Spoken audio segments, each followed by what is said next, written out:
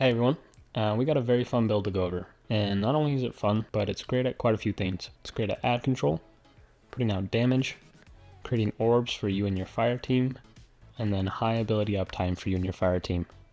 Let's get into the build. So this build is centered around Aegir's Scepter. If you're unfamiliar, final blows with this weapon generate a slowing burst around the defeated target, and then it will also transfer ammo to the magazine with stasis final blows. And then the catalyst makes it so you can transform the firing mode by consuming your super, and this will give it 80% increased damage, and then it will also apply slow stacks on each hit. The effect lasts until the magazine is emptied, super energy runs out, or if it's stowed. This weapon's honestly a lot of fun. It's great at ad clear, and it's just a strong weapon in general. And to make it even stronger, we'll be pairing it with Mask of Bacchus. This will transform our dodge into a shift, and then it will also give us ×4 arc and stasis surges for 11 seconds. This is a 25% damage increase, so with both ×4 stasis surge and the alternate fire mode for Aegir's, that's a 125% damage increase, and then that number would jump up on frozen combatants. As you can see here, our base damage is 2,150, and then with stasis surge ×4, that jumps up to 2,687. Then with just the alternate firing mode for Aegir's, we're looking at 3,869. And then with both stasis surge ×4 and the alternate firing mode for Aegir's, we have 4,836. And then when they're frozen, 5,852. So Aegir's is going to be doing some work.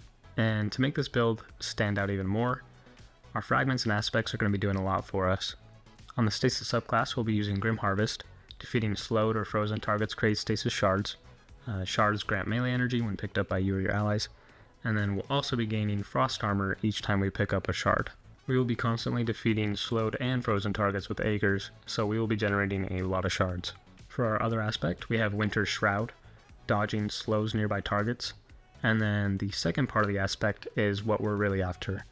Slowing targets briefly increases your class ability regeneration, and that's slow from any source. And this will give us a 300% regeneration increase for 3 seconds. And we'll be slowing targets almost all the time with Aegir's, and this will just help to keep Mask of Bacchus up more frequently, and having that increase in damage from Mask of Bacchus more frequently. For our fragments, we have Whisper of Bonds to generate an orb when defeating frozen targets, and we'll be doing this a lot with Aegir's and our other stasis abilities. And to make Aegir's even better, we'll be using Whisper of Fissure to increase the damage and size of the burst from defeating frozen targets. For more survivability and melee energy, we have Whisper of Conduction. Nearby stasis shards track to your position, and this will help to keep our frost armor up more consistently. And then to make our frost armor even better, we have Whisper of Rime, which allows us to have 8 stacks of frost armor for 13 seconds. And this is a 36% damage resistance. And finally, Whisper of Torment. Receiving damage from an enemy grants 7% grenade energy, and then 12% grenade energy when frost armor is active.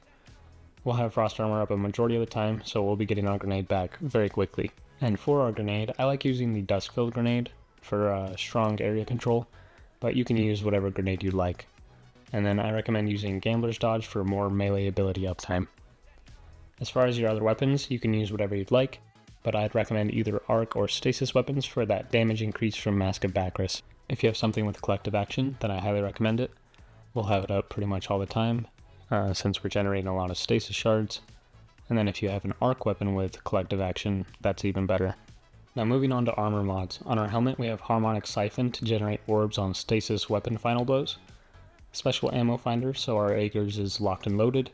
And then Font of Wisdom for 30 additional intellect when we have an armor charge. If you're at 80 intellect or above, you can swap this out for another armor mod.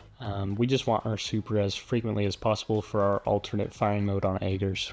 Moving on to our gauntlets, we're using 3 stacks of Impact Induction. This will give us 20% grenade energy on powered melee damage, and keep in mind that there's a 7-second cooldown on this. The reason we're using 3 stacks of Impact Induction is because we'll be getting our dodge back quickly from Winter's Shroud, and then we'll also be getting our melee back quickly from Stasis Shards and our Gambler's Dodge. All of this together will help with high ability uptime for each ability.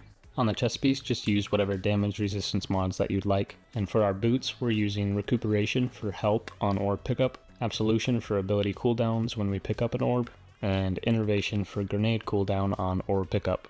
Finally, our cloak, we have Powerful Attraction to pick up orbs when we dodge, Reaper to generate an orb on kill after we dodge, and then Special Finisher to make sure our Aegers is good to go. And for the artifact mods, we'll be using Shield Crush for faster melee recharge rate and more damage when we have Frost Armor. And then I'm 99% sure that Creeping Chill doesn't do anything for Aegers, but you can use it if you'd like. For your stats, I always recommend tier 10 Resilience, and then your next priority should be Intellect and Discipline. You don't really need high mobility because we'll be getting our dodge back pretty quick from slowing enemies. And that covers everything for the build.